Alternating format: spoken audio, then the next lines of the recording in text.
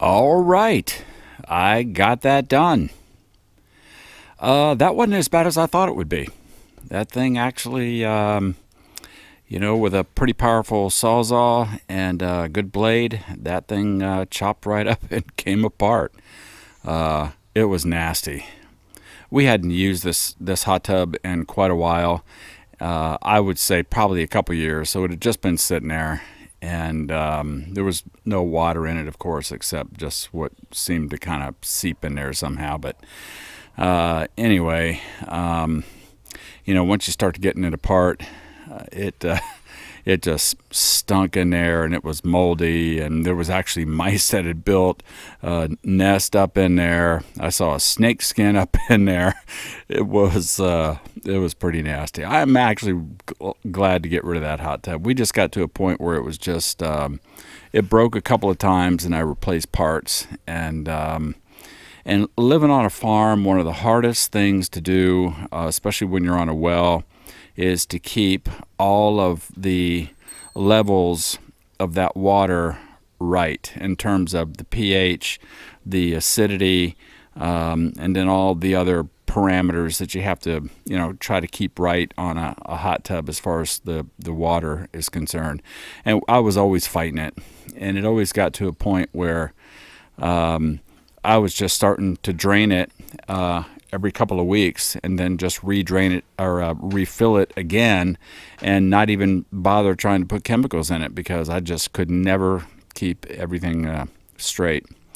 And then once stuff started to break, we just kind of got out of using it.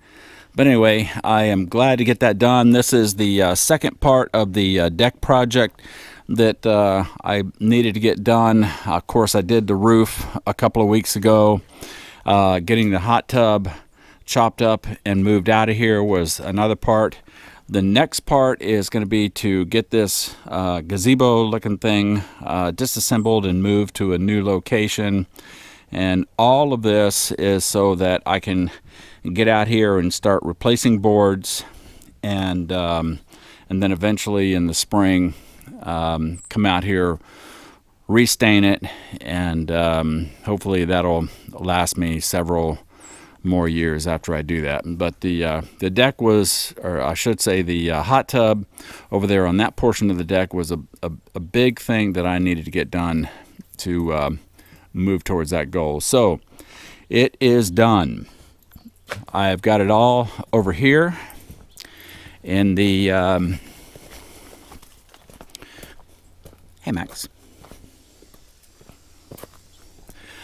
I got it all over here in the dump trailer, and so I just used the tractor to pull the dump trailer up here for right now, so I could get it as close as I could to the deck and carry all this stuff out here.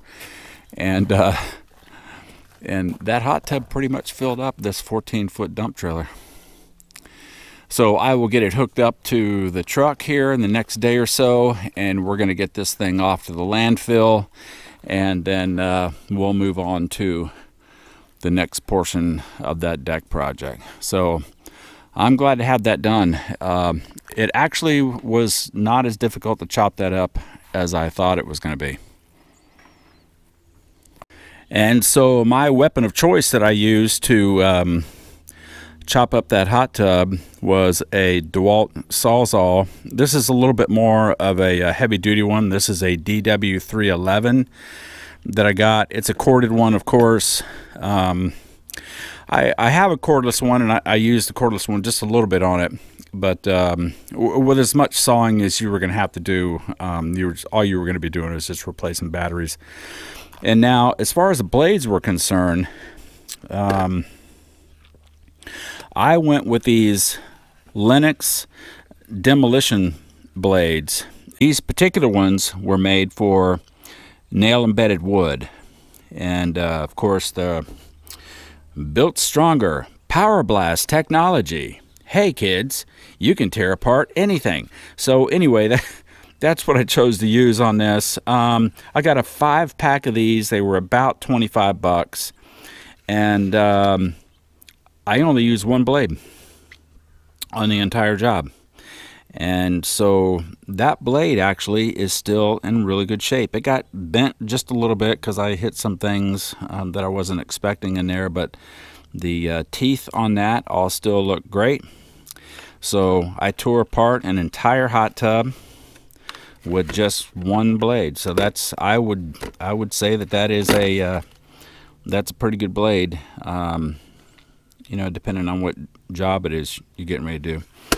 But anyway, that was the weapon of choice that I chose to use, and that job is done. And we'll get rid of this in the next week or so, and then it will be on to the next job.